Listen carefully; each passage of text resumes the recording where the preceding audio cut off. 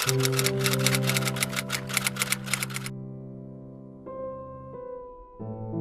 जो सवाल किया, मेरा जो आदिवासी मूलवासी अस्तित्व रक्षा मंच का स्टेट बनने के बाद 2000 में मैं राज्य बना, तो 2003-04 तक के बीच में जो भी मुख्यमंत्री हैं यहाँ पर बने, नाम लेने की ज़रूरत नहीं है, सब जानते हैं, जो भी मुख्यमंत्री बने यहाँ पर 104 कंपनियों के साथ MOU हुआ, और 104 कंपनियों के साथ MOU हुआ, और जो MOU डील किया औद्योगिक विभाग से, उन तमाम चीज़ों को आप देखेंगे तो 98% उसमें स्टील बनाने वाली कंपनियां थी।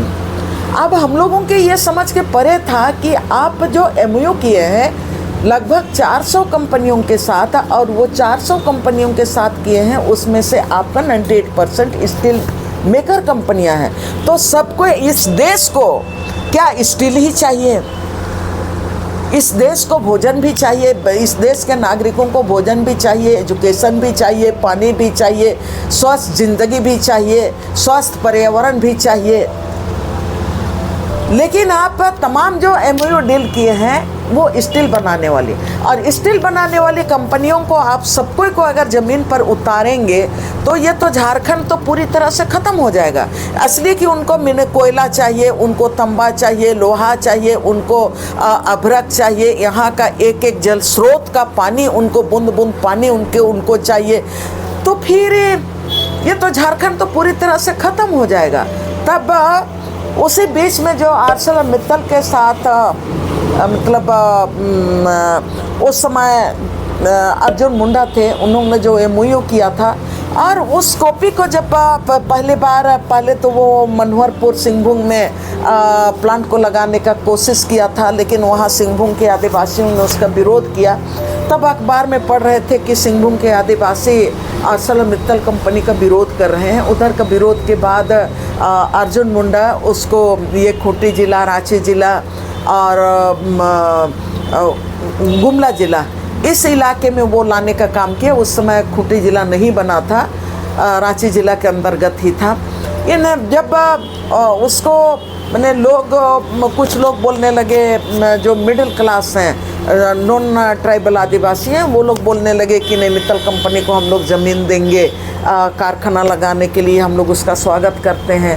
तो मेरे दिमाग में आया, इसलिए कि मैं लगातार 95 के बाद गांव-गांव घूमते रहती हूँ, या तो मैंने लेखन के क्षेत्र को लेके लिए, या तो दूसरे जो समस्याएं हैं उन तमाम चीज़ों को लेके। तो मुझको पता था कि सरकार का ज़मीन नहीं है, 20,000 एकड़ ज़मीन उनको चाहिए, तो 20,000 एकड़ ज़मीन कहाँ है? तो मैं संबंधित क्षेत्र में जहाँ से लोग बोलते थे उन इलाकों में मैं वहाँ पर जाके CO से बात करने लगी कि आपके यहाँ ज़मीन कहाँ है, जिसको मतलब ये कहा जा रहा है कि हम ArcelorMittal को ज़मीन देंगे, तो उनके पास तो ज़मीन ही नहीं है। तो बात में वो लोग बोल दिया कि नहीं, यहाँ किसानों को से ही ज़मीन लिया जाएगा, और किसानों से ज़मीन लिया जाएगा और उसी ज़मीन को कंपनी को दिया जाएगा। तब मैं गांव वालों से पूछना शुरू की, भाई सरकार का स्कीम ये है, और सरकार आपसे ज़मीन लेगी और उसको ArcelorMittal को देना चाहती है, तो आपका क्या राय है? गांव वाले लोग बोले कि नहीं, हम लोग ज़मीन नहीं देंगे। तब ज़मीन नहीं देंगे तो क्या करना चाहिए? तब वो लोग बोले कि नहीं, आप लोग तो लड़ने भिड़ने वाले लोग हैं, सो आप लोग हम लोगों का साथ दीजिए, हम लोग तो ज़मीन नहीं देंगे। तब मैंने उनके साथ खड़ा होकर मैं बोली कि ठीक है, मेरा एक ही शर्त है, अगर आप समझौता करोगे तो हम आपके साथ नहीं रह सकते हैं। ईमानदारी से अगर आप जंगल ज़मीन बचाएंगे, गांव को बचाएंगे और यहाँ के लोगों को आप बचाने की बात करेंगे, तो मैं आपके साथ होंगे। तो वो लोग बोले कि नहीं, हम लोग आपके साथ हैं। आदिवासी रक्षा मंच इसलिए हम लोग बनाए थे कि उस समय डिलिमिटेशन की बात हुई थी, और डिलिमिटेशन में आदिवासियों का जो यहाँ पर 28 आरक्षित सीट है विधानसभा में, उसको घटा के मैंने 21 सीट करने की बात हुई थी, 7 आदिवासी सीटों को ख़त्म करने की बात हुई थी। तब हम लोगों ने बनाया था डिलिमिटेशन के खिलाफ लड़ाई लड़ने के लिए, आदिवासी सीटों को बचाने के लिए आदिवासी अस्तित्व रक्षा मंच बनाए थे।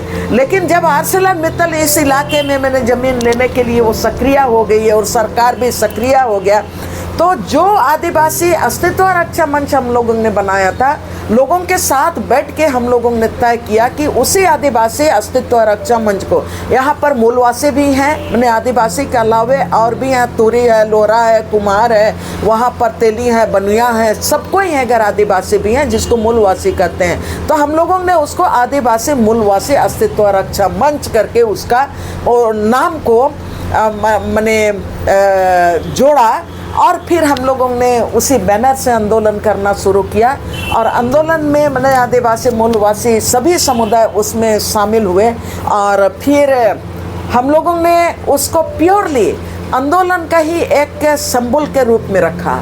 हम लोगों ने उसको, बहुत कोई कहा कि नहीं आप इसको रजिस्टर्ड कर लो, एनजीओ बना लो। हमने कहा नहीं, ये सिर्फ और सिर्फ हमारे अस्तित्व को बचाने के लिए है, लोगों को ज़िंदगी बचाने के लिए है, ये कोई प्रोजेक्ट लेने के लिए नहीं है। तो हम लोगों ने उसको उसी तरह से बना के रखा और आज तक भी हम लोग आंदोलन तो जीते हैं, आर्सेलरमित्तल के खिलाफ हम लोग लड़ाई जीते हैं।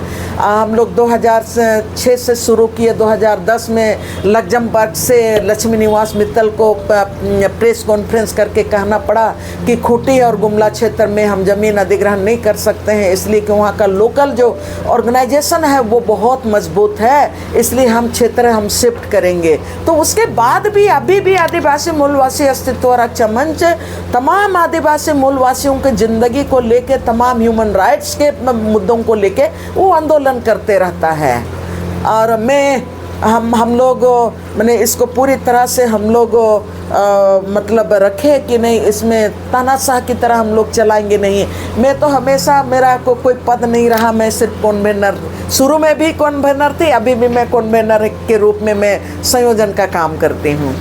देखिए, हम लोग ये मानते हैं कि आप तो लोग मुझको मानने लगे हैं, जहाँ जहाँ जाएगी दयामनी वहाँ पर आदिवासी मूलवासी अस्तित्व रक्षा मंच अपने चला जाता है। जितने भी जन आंदोलन के साथ हम लोग जो लड़ाई हम लोग जीते, लड़ाई आर्सेलरमित्तल के खिलाफ लड़ाई जीते, या तो तमाम जो आदिवासी मूलवासियों के जो बुनियादी सवालों पर हम लोग बोलते रहते हैं, लड़ते रहते हैं और जितने भी जो गलत कानून हैं उनका समीक्षा करते रहते हैं। तो स्वाभाविक है कि आप सक्रिय हैं, तो आपके देश में हर कोने में लोग आज की तारीख में लड़ाई लड़ रहे हैं अपने को बचाने के लिए, अपना भाषा संस्कृति को बचाने के लिए, अपना भोजन को बचाने के लिए, अपना एजुकेशन राइट्स को बचाने के लिए, बोलने के अधिकार को बचाने के लिए, लिखने के अधिकार को बचाने के लिए, सबके के लिए तो आज की तारीख में लड़ाई लड़ रहे हैं। अपना संविधान बचाने की लड़ाई लड़ रहे हैं, लोकतंत्र की बचाने की लड़ाई लड़ रहे हैं। तो पूरे देश में जितने भी जन आंदोलन हैं और जन आंदोलन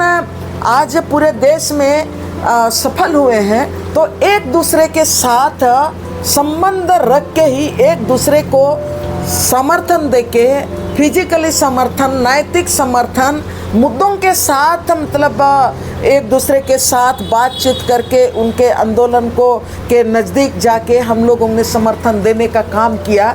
तो हमने हमारा आदिवासी मूलवासी अस्तित्व रक्षा मंच भी जितने भी देश में जो आंदोलन चल रहे हैं उनके साथ हम लोग 2020 में हम लोग पूरा टीम जाते थे समर्थन करने के लिए। हम लोग बुलाते थे तो वो लोग भी आते रहते थे। तो सबके साथ आंदोलन तो आंदोलन है।